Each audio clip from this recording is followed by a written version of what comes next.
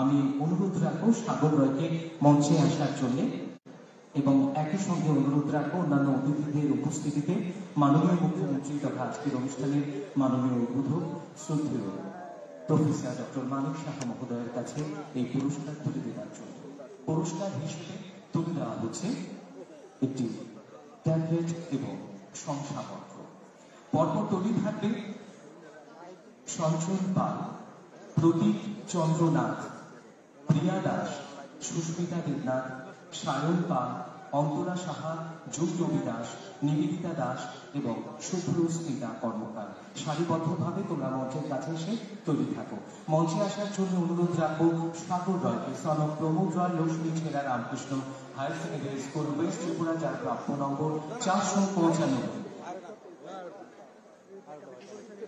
সাগর রয়ের পক্ষে সাগর রয়ের মঞ্চে চলে এসেছে। সেই সঙ্গে অনুরোধ রাখবো যারা এই প্রেক্ষা থেকে গিয়েছ সবাই মিলে প্লিজ একবার জোরদার করতালি হোক।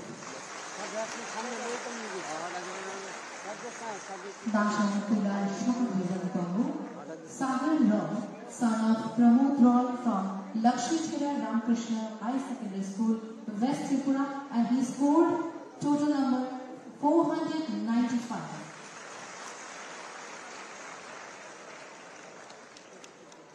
এবারে এগিয়ে আসবে Sanchal Pal, son of Shivprasad Pal, Vivekananda Vidyapith higher secondary school, শিপাঞ্জলা district, যার প্রাপ্ত নম্বর 493। সঞ্চল পাল।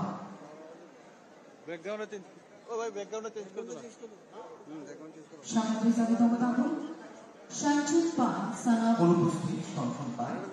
পরবর্তীতে এগিয়ে আসার জন্য বলব Pradip Chandra Nath, son of Pradip Chandra Nath, BP institution, north Tripura, যার প্রাপ্য নম্বর 488।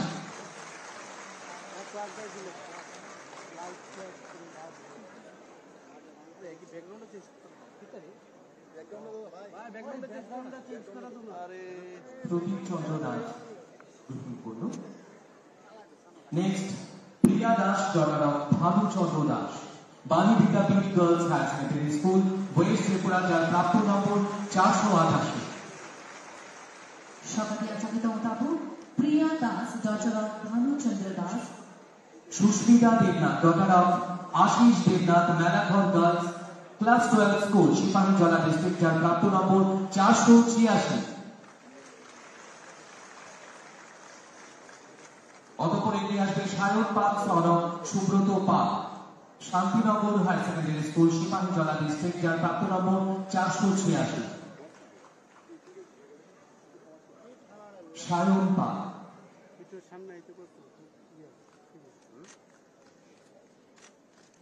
সায়ন পালের পর Antara Saha, daughter of Arun Saha, Shishu Niketan higher secondary school, Unakoti district, যার প্রাপ্ত নম্বর 486।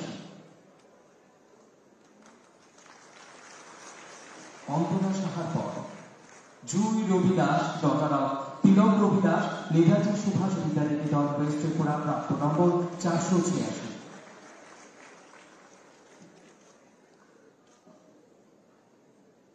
জুই রবি দাসের পর Nivedita Das, daughter of Nirmal Chandra Das, Madabari higher secondary school, Gomati district, 485, যার প্রাপ্ত নম্বর।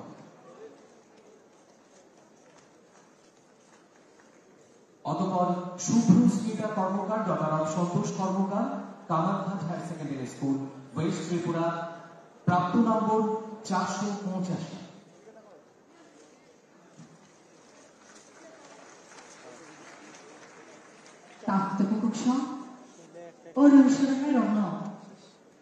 এবারে আমরা এগিয়ে যাচ্ছি top scoring divyang students in higher secondary class 2 stage exam 2022। Diya Debnath, daughter of Dulal Debnath, Jolaibari MM girls higher secondary school, south Tripura, 466, যার প্রাপ্ত নম্বর। দিব্যাঙ্গ ছাত্রী দিয়া দেবনাথ, ডটার অফ দুলাল দেবনাথ। আমি অনুরোধ রাখবো দিয়া দেবনাথকে মঞ্চে নিয়ে আসার ক্ষেত্রে একটু সহযোগিতা করবেন।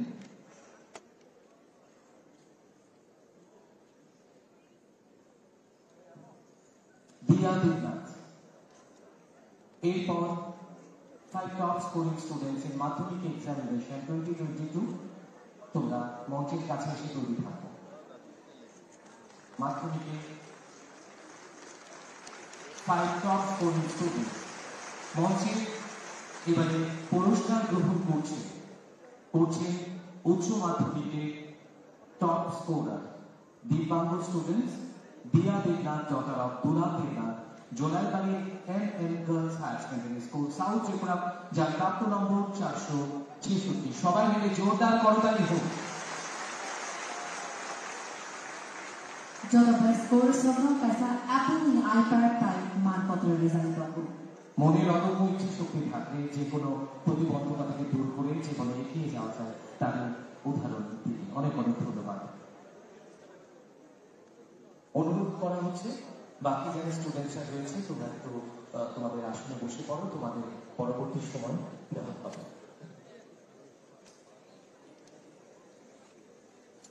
এবারে বিনম্র অনুরোধ রাখবো আমাদের আজকের অনুষ্ঠানের মাননীয় উদ্বোধক তথা প্রধান অতিথি রাজ্যের মাননীয় মুখ্যমন্ত্রী সর্বজনপ্রিয় শ্রদ্ধেয় প্রফেসর ডক্টর মানিক সাহা মহোদয়ের কাছে আপনার মূল্যবান বক্তব্যের আলোকে আমাদের সমৃদ্ধ করবার জন্য।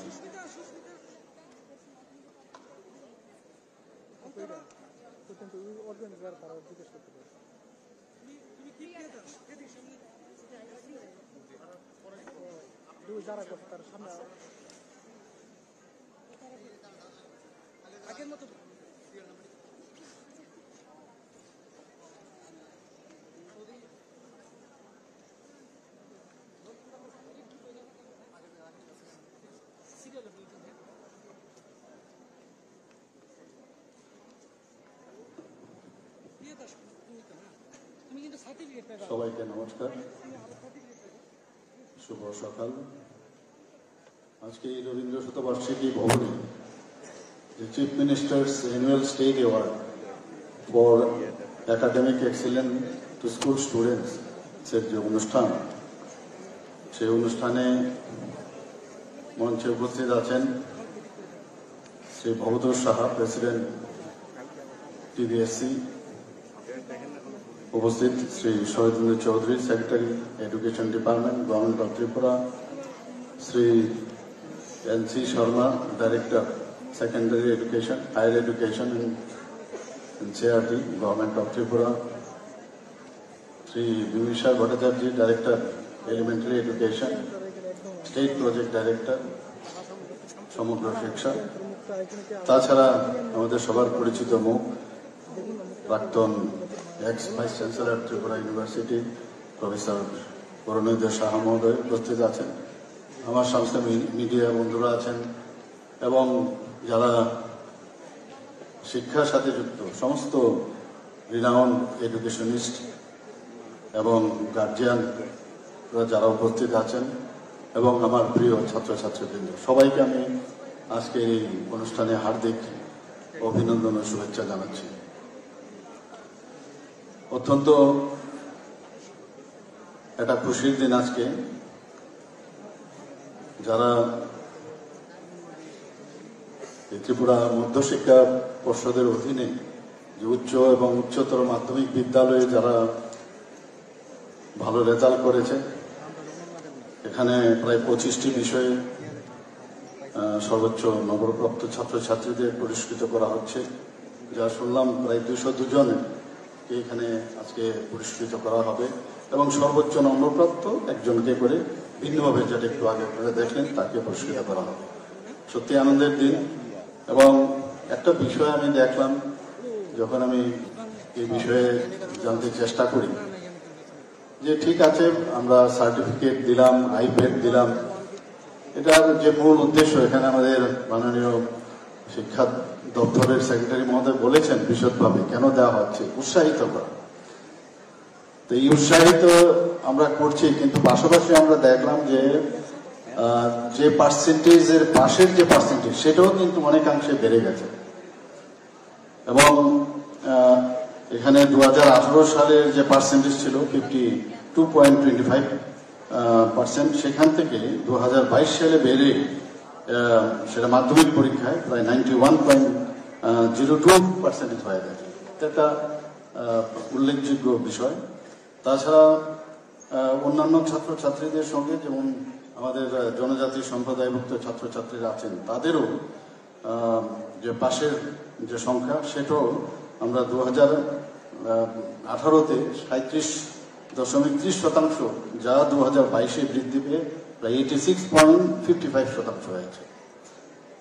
তো আমাদের ত্রিপুরা সরকার এবং আমাদের যে শিক্ষা দপ্তরের মাধ্যমে আমরা চেষ্টা করছি যে শিক্ষাকে, গুণগত শিক্ষার মান কিভাবে বাড়ানো যায়, সেই চেষ্টার কিন্তু একটা ফসল আমরা এই যে পার্সেন্টেজ বললাম আমরা সেটা দেখতে পেয়েছি। উচ্চতর মাধ্যমিক পরীক্ষায় পাশের হার 2018 সালে ছিল 70.58% এবং সেটা বৃদ্ধি পেয়ে এখন 22-এ সেটা 97.45% বেড়ে গেছে।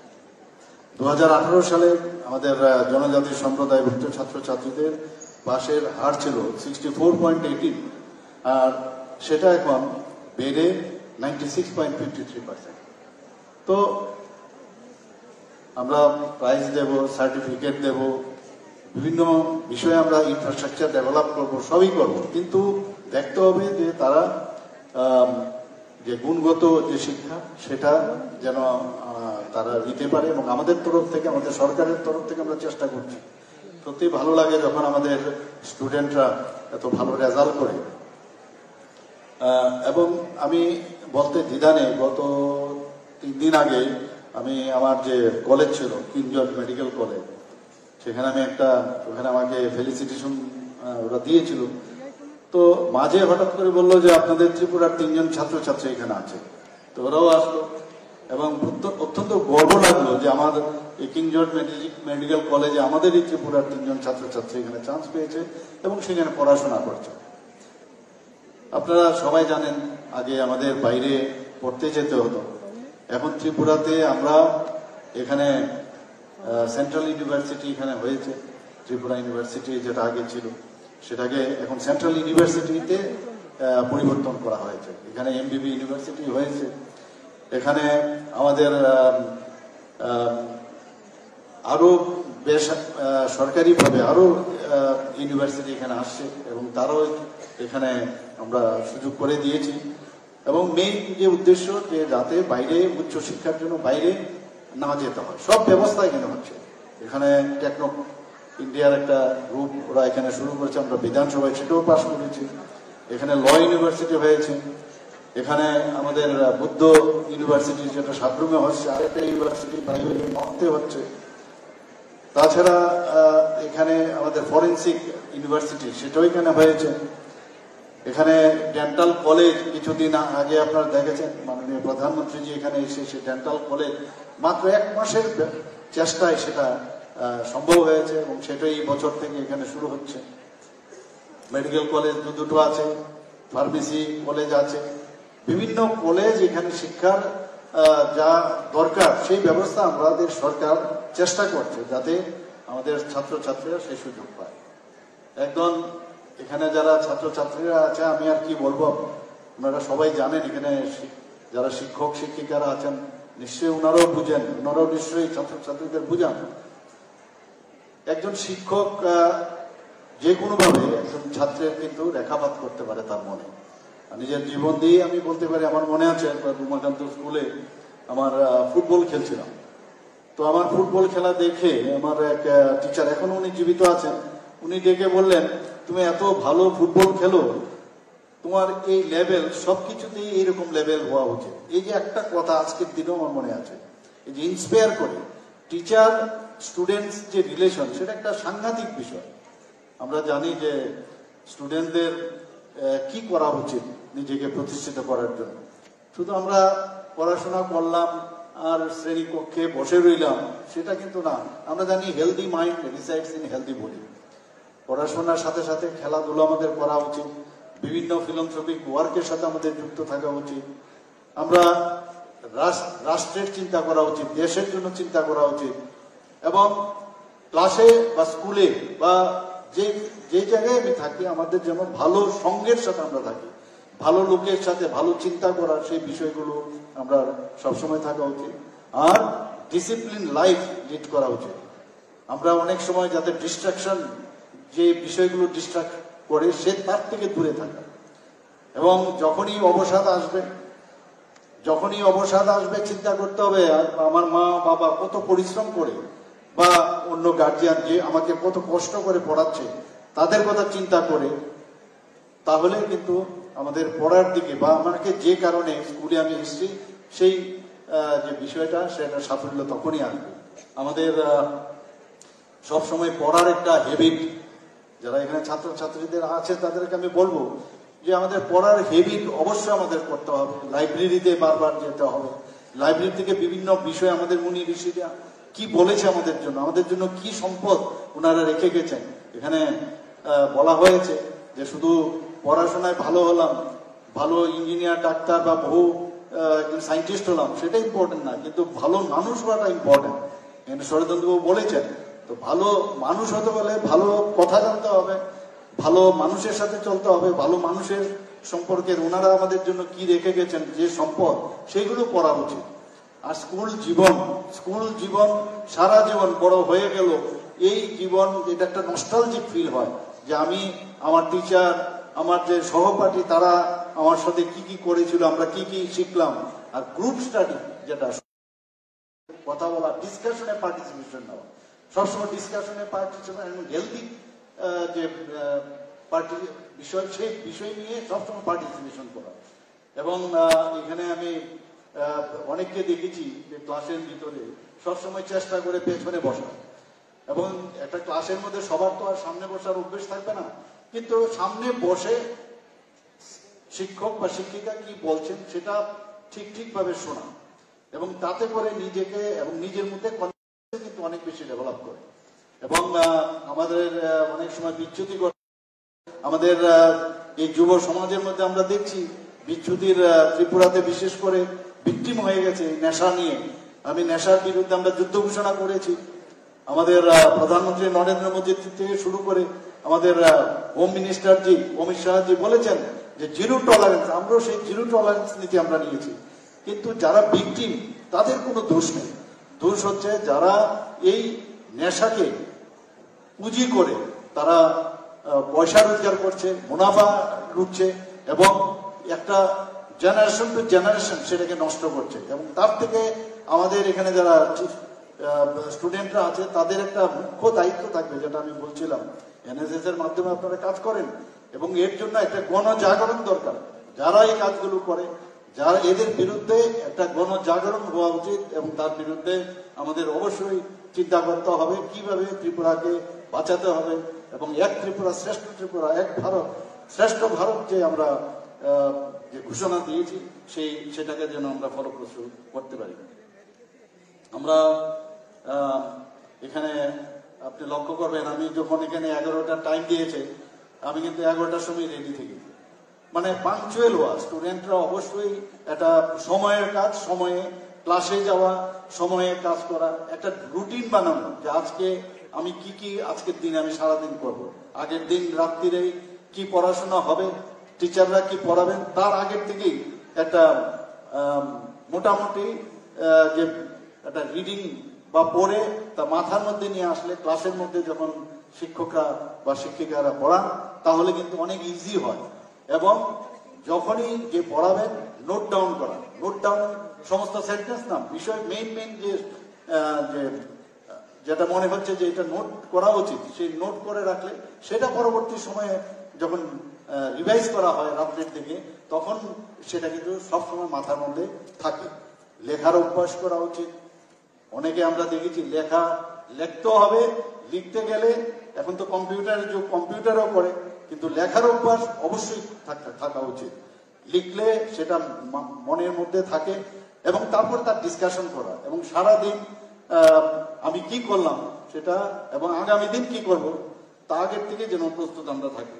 এবং আমরা কোশ্চেন করার একটা হ্যাবিট আমাদের অনেকে, ক্লাসের মধ্যে যখন আমরা ক্লাস নেই, যখন দেখা যায় ক্লাস শেষ হয়ে গেল, তারপর অনেকের মধ্যে একটা দ্বিধাবোধ থাকে যে না, আমি যে প্রশ্নটা করবো অন্যরা জানি কি ভাববে।